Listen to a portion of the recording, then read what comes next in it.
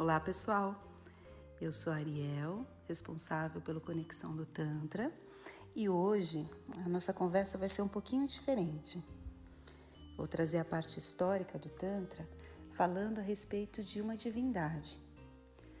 Hoje é o dia dele, hoje 11/3, que é o dia que eu estou gravando esse podcast, não sei exatamente o dia que ele vai ao ar, e tive essa vontade de ter essa conversinha com vocês a respeito do Shiva.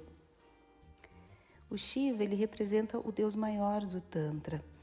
Ele é o destruidor, ele representa a morte física e mental. Ele é uma figura que representa também uma passagem para uma nova fase, para um novo mundo. Toda vez que eu preciso que alguma coisa na minha vida tenha uma definição, que um ciclo acabe, eu trabalho muitos rituais de Shiva e também trabalho as meditações de Shiva, trazendo essa força, que ele é um Deus que traz essa definição, essa destruição para que algo novo aconteça. Ele tem ainda, muitas vezes ele aparece na figura também do Shiva dançarino, né, que é o Shiva Nataraja. Ele é um deus bastante importante dentro da mitologia. Ele é representado por um belo homem azul, de cabelos longos. E essa divindade tem em evidência entre os olhos uma marcação, né, no Ajna Chakra, que é no chakra do terceiro olho.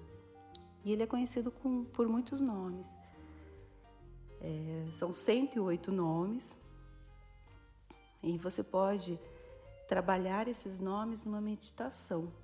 Eu particularmente gosto bastante da meditação Om Namah Shivaya. Essa meditação, esse mantra, eu gosto de entoar 108 vezes, muitas vezes mentalizando uma situação ou ainda visualizando uma vela.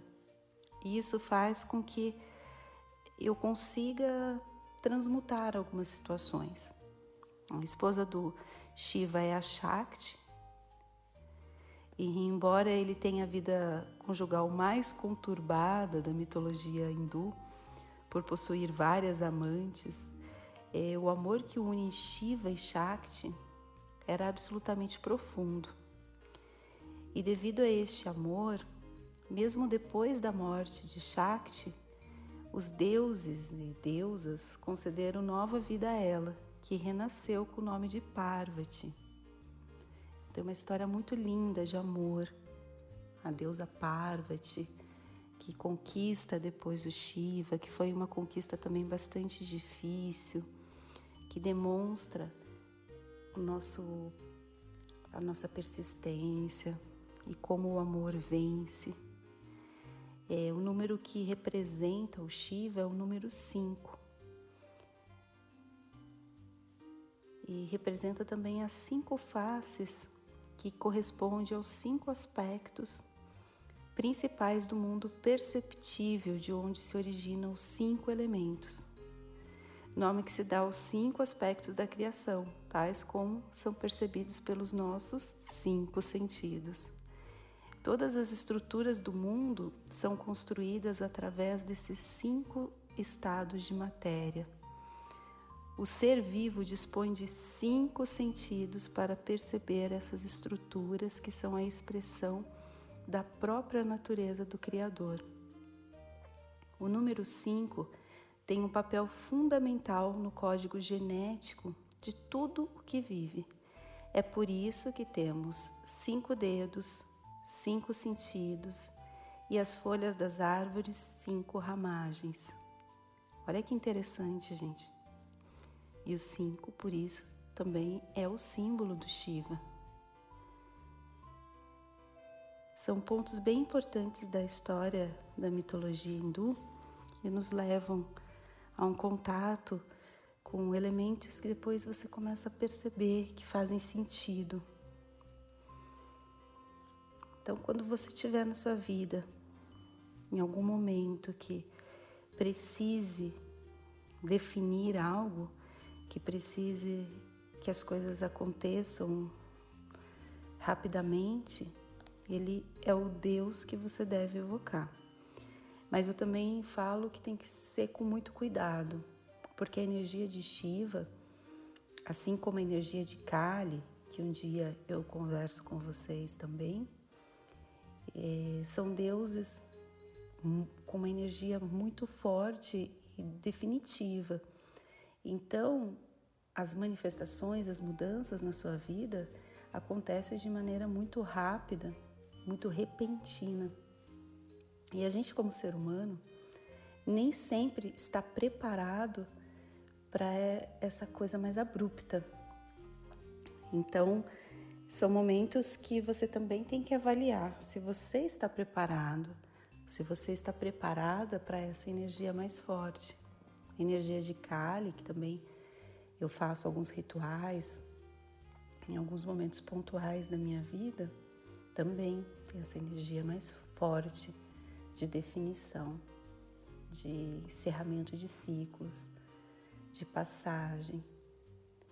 E o Shiva traz essa energia. Ele destrói para construir algo novo. Então, ele é conhecido como um renovador, um transformador. Mas essa construção e principalmente essa destruição é de uma maneira bem abrupta. Então, é importante ter essa certeza quando chama ele para definir as situações, porque ele define, costumo dizer assim.